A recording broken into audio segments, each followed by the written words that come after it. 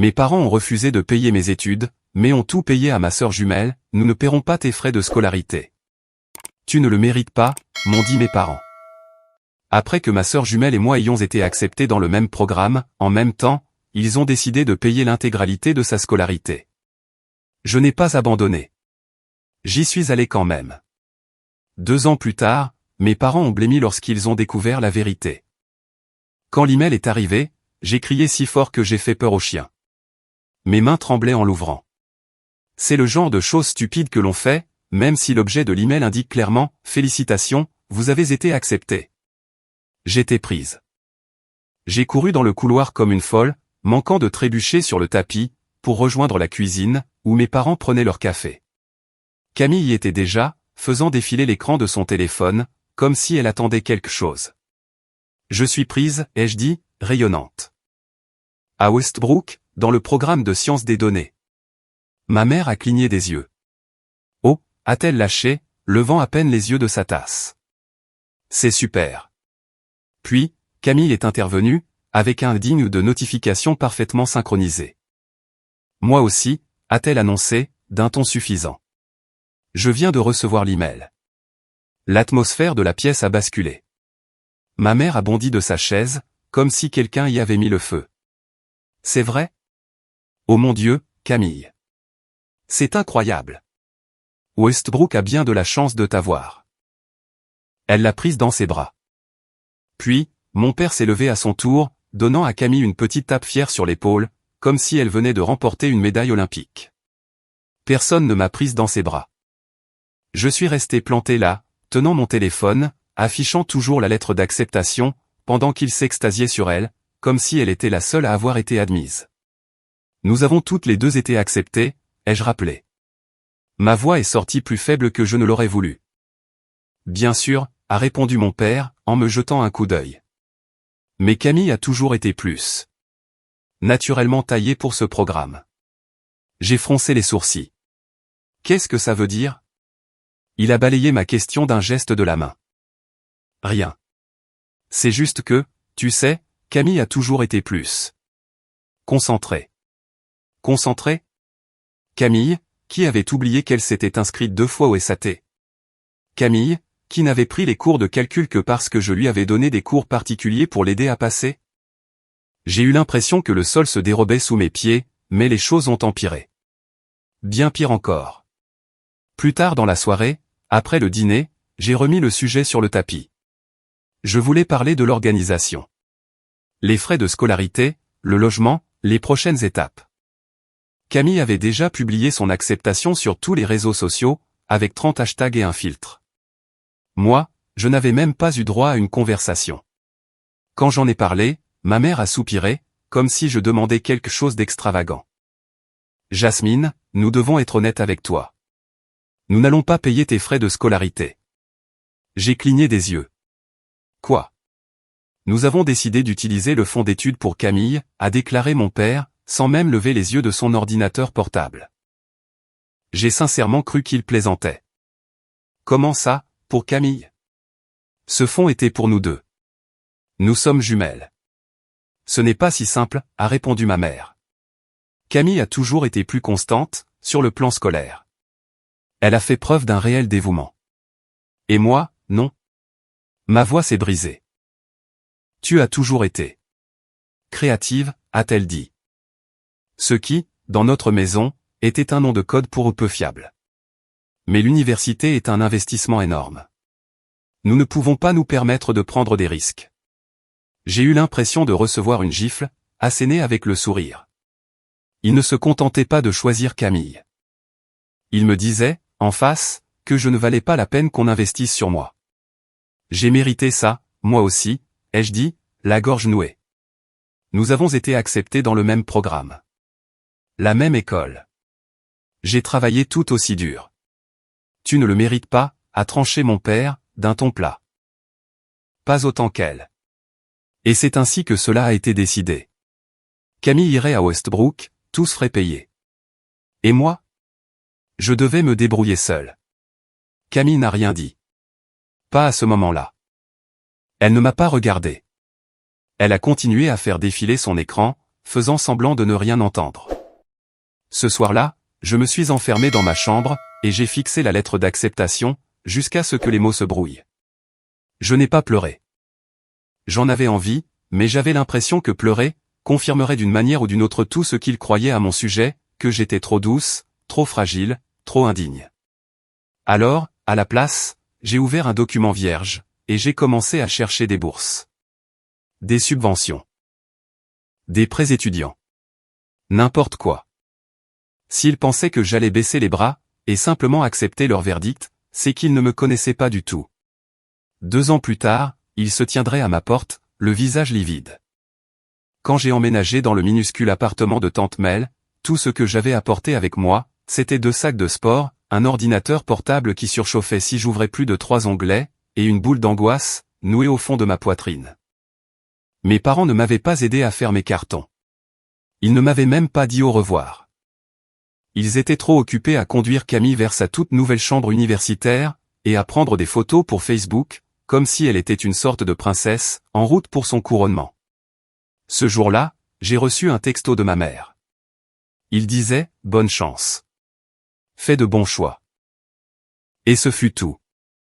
Tante Mel m'a accueilli à la gare routière, avec un câlin, et un sac de courses rempli de snacks. « Tu peux dormir sur le canapé convertible, » a-t-elle dit. « Il est bosselé, mais il est à toi. » Cette première nuit, allongée sur son canapé grinçant, avec l'odeur du curry de son voisin qui filtrait à travers les murs, j'ai fixé le plafond en me disant, ils étaient vraiment sérieux. Ils ne vont vraiment pas m'aider du tout. Mais ce n'était pas la première fois qu'ils montraient clairement, qui comptait le plus. Camille et moi sommes jumelles, mais seulement techniquement. Nous sommes nés à 43 minutes d'intervalle, et d'une certaine façon, j'avais toujours eu 43 longueurs de retard. Elle avait reçu la maison de rêve de Barbie pour Noël. J'avais reçu des chaussettes. Elle avait eu droit à des cours de danse supplémentaires, des professeurs particuliers, une fête pour ses 16 ans avec un DJ et un traiteur. Moi, on m'avait dit, tu es plus indépendante. Tu n'as pas besoin de tout ça. Quand nous avons toutes les deux été acceptées à Westbrook, Camille a éclaté en larmes de joie.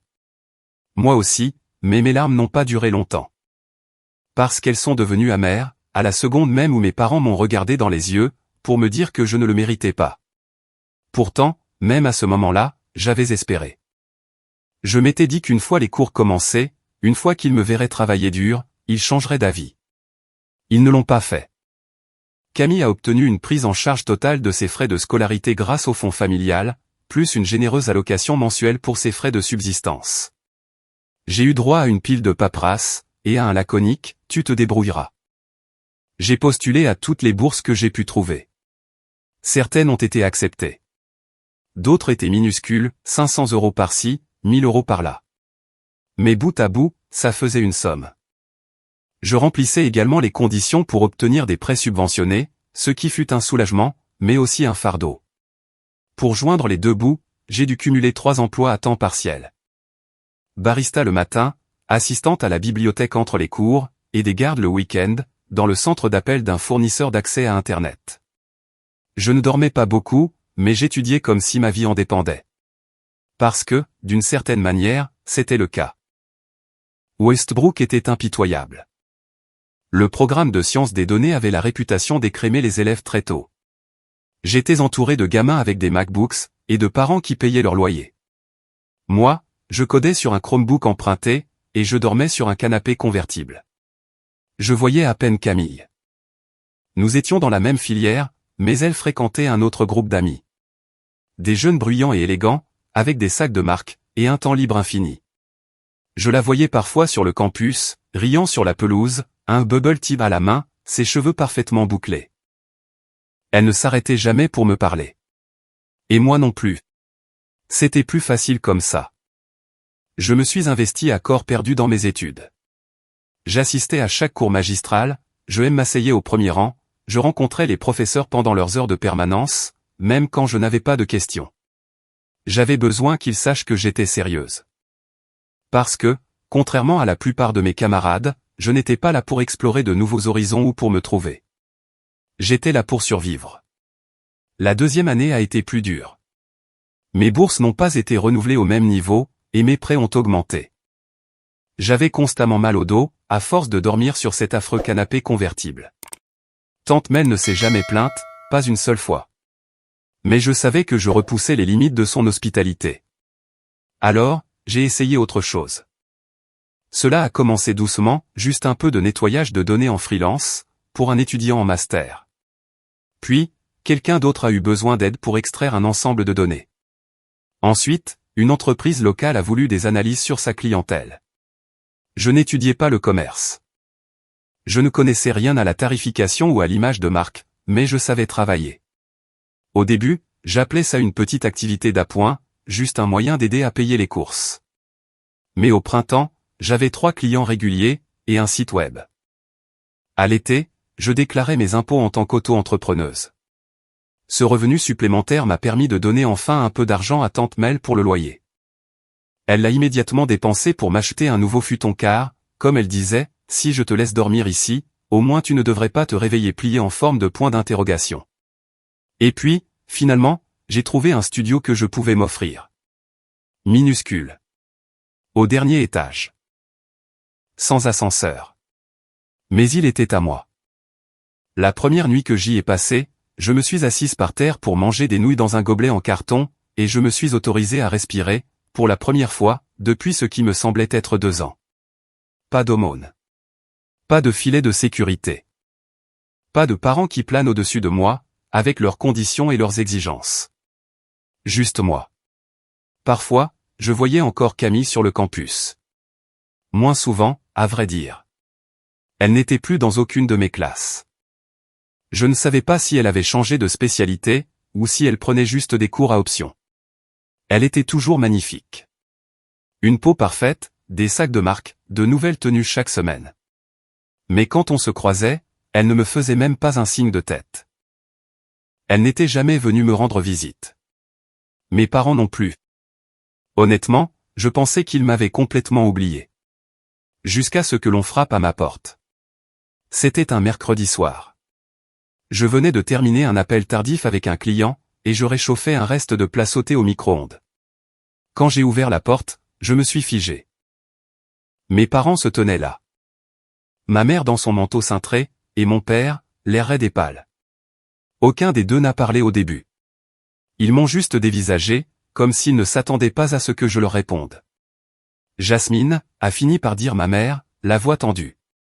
Il faut qu'on parle. C'est au sujet de Camille. Mon estomac s'est noué. Ils n'étaient pas venus pour s'excuser. Ils n'étaient pas venus, parce qu'ils avaient enfin reconnu ce que j'avais accompli. Ils étaient venus parce que quelque chose avait mal tourné. Et, d'une certaine façon, je savais déjà qu'ils s'apprêtaient à me demander quelque chose, que je n'étais pas sûr de pouvoir leur accorder. Je ne les ai pas invités à entrer tout de suite. Je suis resté planté là, sur le pas de la porte de mon minuscule appartement, le cœur battant à tout rompre, regardant mes parents comme s'ils étaient des fantômes. Je ne les avais pas vus depuis près de 2 ans. Pas une seule visite, pas un appel téléphonique, pas même un texto pour mon anniversaire. Et maintenant, ils étaient là, pas les mal à l'aise dans mon couloir, comme des étrangers. C'est ma mère qui a rompu le silence en premier. C'est Camille, a-t-elle dit. Nous n'avons pas eu de ces nouvelles depuis plus d'1 semaine. J'ai cligné des yeux. D'accord. Elle ne répond ni aux textos ni aux appels, a ajouté mon père. Sa colocataire dit qu'elle rentre à peine. Nous avons essayé de vérifier auprès de l'université, mais l'école refuse de nous donner des informations. Tu es la seule à pouvoir savoir quelque chose. J'ai reculé d'un pas et j'ai croisé les bras. Pourquoi je saurais quelque chose? On ne s'est pas parlé depuis notre première année. Ma mère a tressailli. Tout de même, vous allez dans la même école. Tu dois bien avoir une idée. Elle n'est dans aucune de mes classes, ai-je répondu sèchement. On ne fréquente pas exactement les mêmes cercles. Ils ont échangé un regard incertain, mais je devinais que ce n'était pas la seule raison de leur venue. Qu'est-ce qui se passe, en réalité, ai-je demandé. C'est alors que mon père a soupiré, a plongé la main dans son manteau, et en a sorti une lettre pliée. Il me l'a tendue. Dernier avis. Impayé. Solde. Propriété louée. 516 avenue Glandal. Appartement 4B. Solde restant du 4 732 €. Paiement immédiat requis, afin d'éviter toute poursuite judiciaire. Mes yeux ont parcouru les mots 2 fois, puis une 3e. Je ne comprends pas, elle a arrêté de payer son loyer, a expliqué ma mère, doucement.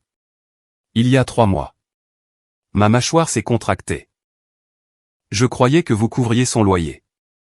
C'était le cas, s'est défendu mon père. Nous lui envoyions de l'argent chaque mois. Directement sur son compte. Nous avons supposé que. Vous avez supposé qu'elle payait, ai-je terminé à sa place. Le visage de ma mère a viré au rouge. Apparemment, elle l'a utilisé pour d'autres choses. Des voyages. Des vêtements. Un voyage au ski, je crois. Bien sûr qu'elle l'avait fait. Bien sûr que Camille avait pris leur argent pour vivre comme si elle était toujours l'enfant en or d'un conte de fées pour lycéens, et qu'il ne l'avait jamais remarqué, ne s'était jamais posé de questions. Ils avaient continué à lui virer de l'argent, comme un distributeur automatique cassé, qui crache des snacks que vous appuyez sur le bouton ou non. Elle traînait toujours avec ces gamins riches, a murmuré ma mère, plus pour elle-même que pour moi. J'imagine qu'elle essayait de suivre le rythme. Je les ai dévisagés. Et donc, maintenant? Vous pensez que je sais où elle est? C'est possible, a sèchement rétorqué mon père. Ou peut-être que tu as entendu quelque chose. Non, ai-je répondu. On ne s'est pas parlé depuis 1 an. Je ne suis pas sa babysitter. Tu pourrais quand même aider, a supplié ma mère. C'est ta sœur. J'ai ri. Pas par amusement. C'est juste sorti tout seul. Amer. Sec. Ma sœur, ai-je dit. Vous voulez dire, celle que vous avez choisie à ma place. Celle pour qui vous avez tout payé, pendant que je cumulais 3 boulots, et que je dormais sur un canapé pendant 2 ans. Ce n'est pas juste, a sèchement interrompu mon père. Non, ai-je répliqué du tac au tac. Ça ne l'est pas. Mais c'est la vérité. Ma mère a adouci sa voix. Nous ne te demandons pas de payer son loyer. Juste de nous aider à la retrouver. Elle pourrait te répondre, à toi. Elle ne le fera pas, ai-je dit. Et même si elle le faisait? Ce n'est pas mon problème. Le voilà. Le mot que je n'avais pas osé prononcer depuis des années. Pas quand j'avais 18 ans, et que je sanglotais dans la salle de bain d'amis de tante Mel. Pas quand j'étais debout à 3 heures du matin, à corriger des saisies de données, avec des doigts couverts d'ampoules et une migraine. Ce n'est pas mon problème. Vous avez fait vos choix, ai-je ajouté. Et Camille aussi. Et moi, j'ai fait les miens. Mon père s'est avancé d'un pas, Jasmine, nous sommes ta famille. J'ai reculé. Vous avez cessé d'être la mienne, le jour où vous m'avez dit que je ne méritais pas l'éducation, que vous lui avez offerte gratuitement. Ils ont tous les deux tressailli. Touchés en plein cœur. Pendant une seconde, personne n'a rien dit. Le vent sifflait dans le couloir à l'extérieur. Mon reste de riz cuisait doucement dans le micro-ondes, derrière moi. Puis, l'expression de ma mère s'est durcie. Tu as changé. Oui, ai-je répondu. Je n'ai pas eu le choix. La mâchoire de mon père s'est serrée. Il ne s'agit pas du passé. Ta sœur a des problèmes. J'ai plié l'avis d'impayé, et je le lui ai rendu. Elle peut s'en occuper. Tout comme je l'ai fait. Tu es égoïste, a sifflé ma mère. Non, ai-je dit. Je suis enfin juste. Envers moi-même. Ils n'ont pas su quoi répondre à cela. Pendant si longtemps, je m'étais plié en 4, pour essayer de gagner leur approbation. J'avais minimisé ma douleur, enterré ma colère, et je m'étais faite toute petite. À présent, ils voulaient quelque chose de moi, et ne pouvaient cacher leur déception de voir, que je n'étais plus la fille obéissante dont ils se souvenaient. Tu sais, a dit froidement mon père. Pour quelqu'un qui aime tant parler d'abandon, tu te débrouilles plutôt bien, pour abandonner ta propre famille. Je n'ai pas scié. Vous n'êtes pas ma responsabilité. Ma mère avait l'air sur le point de pleurer. Nous ne sommes pas venus ici pour nous disputer. Nous pensions juste. Vous pensiez que j'allais vous sortir du pétrin, ai-je coupé. Mais je ne suis pas votre plan B, j'ai tenu la porte ouverte. Bonne chance, pour retrouver Camille. Ils ont hésité, la bouche de mon père s'ouvrant et se fermant, comme s'il avait encore quelque chose à dire. Mais quoi que ce fût, il l'a ravalé. Ils sont partis. Mais l'histoire était loin d'être terminée. Je ne m'attendais pas à les revoir. Pas après la façon dont ils avaient quitté mon appartement. Pas après que j'ai refusé de nettoyer les dégâts causés par Camille. Je pensais en avoir fini avec le rôle de la méchante, dans leur histoire. Mais 2 mois plus tard, j'ai été invité à prendre la parole lors d'un panel sur l'entrepreneuriat des jeunes. Rien d'énorme, juste une conférence pour les étudiants et les fondateurs en début de carrière. J'ai failli refuser, car parler en public me rendait toujours nerveuse, mais mon mentor a insisté. Ce que j'ignorais, c'est qu'un petit magazine économique m'avait consacré un portrait, la semaine précédente. Ils avaient entendu parler de mon entreprise par l'un de mes clients, et voulaient écrire un article sur les fondateurs de moins de 30 ans, qui défient les pronostics. L'article comportait mon nom, une photo, et une citation expliquant comment j'avais construit quelque chose, à partir de rien. Et, il avait atterri sur le fil d'actualité Facebook de mes parents. Me voilà donc, debout en coulisses, portant un blazer qui coûtait plus cher que toute ma garde-robe de première année. En jetant un coup d'œil à la foule, je les ai vus. Au 3e rang. Assis ensemble, le visage de marbre, comme s'ils s'étaient égarés là par accident. J'ai eu la nausée. J'ai failli partir. Mais je ne l'ai pas fait.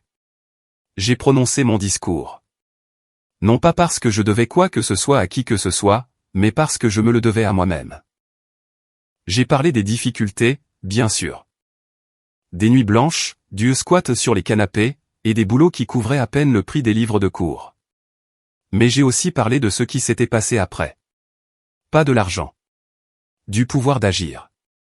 Du fait que c'était désormais moi, qui décidais de la personne que j'étais devenue. C'était ça, l'important. Quand ce fut terminé, je me suis échappé dans le couloir pour respirer. J'avais à peine fait 2 pas, que j'ai entendu la voix de ma mère. Jasmine. Je me suis retourné lentement. Ils étaient tous les deux là. Ma mère tenait son sac comme un bouclier, et mon père affichait ce sourire figé et répété, qui signifiait qu'il voulait quelque chose. C'était une présentation très impressionnante, a-t-il dit. Je n'ai rien répondu. Nous avons vu l'article, a ajouté ma mère. Cela nous a surpris. Évidemment, ai-je rétorqué. Elle a hésité.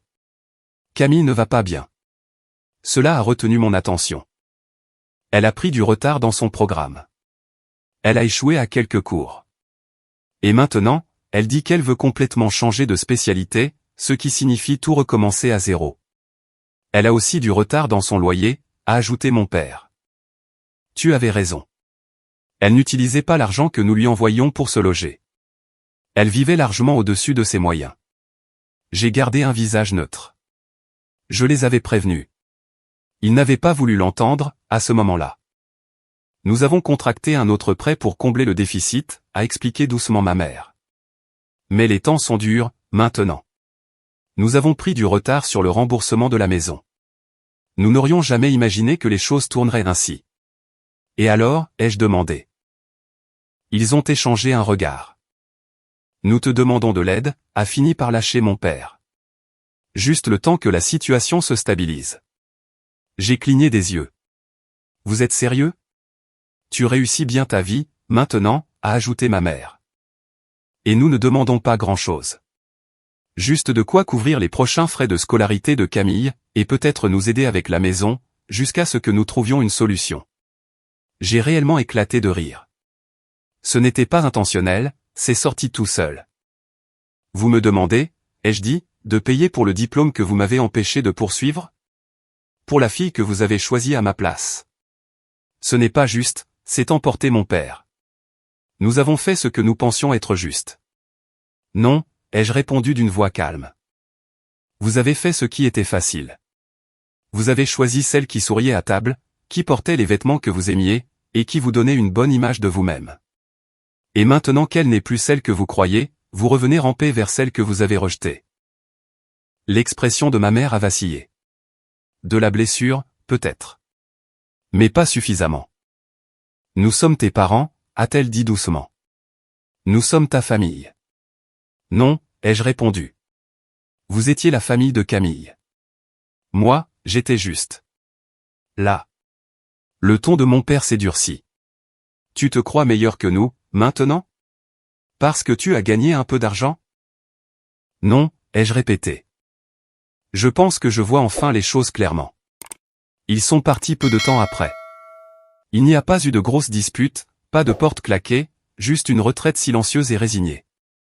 Et je les ai laissés partir. Une semaine plus tard, j'ai découvert qu'ils avaient commencé à raconter à tout le monde que j'étais une ingrate.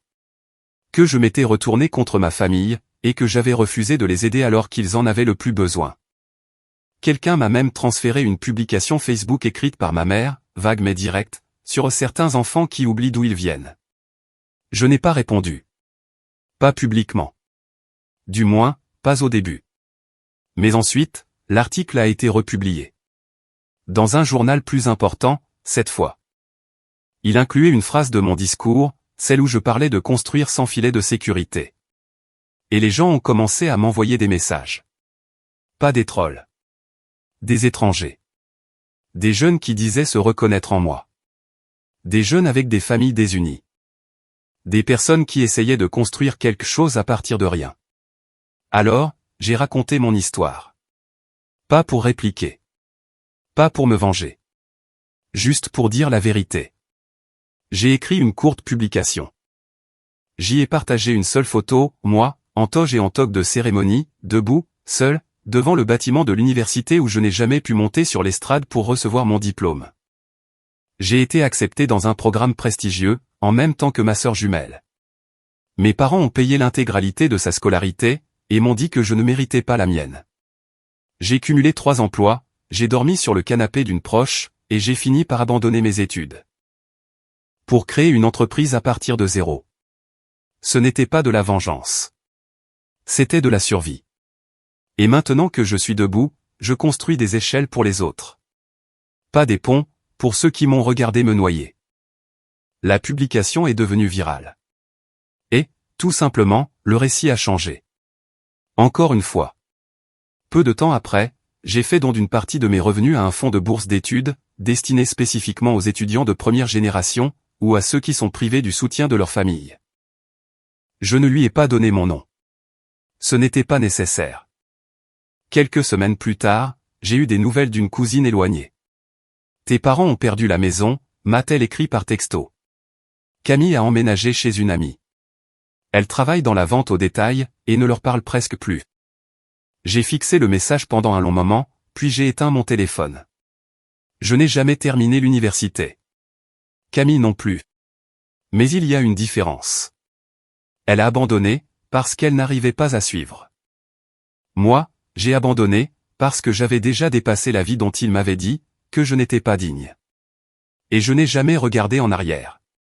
Parfois, je me demande encore, ai-je pris la bonne décision? Étais-je en droit de couper les ponts complètement? Ou suis-je allé trop loin? Dites-moi ce que vous en pensez dans les commentaires. Je suis sincèrement curieuse de savoir comment les autres perçoivent la situation. Et si cette histoire a résonné en vous, ne serait-ce qu'un peu, n'oubliez pas de vous abonner pour en découvrir d'autres.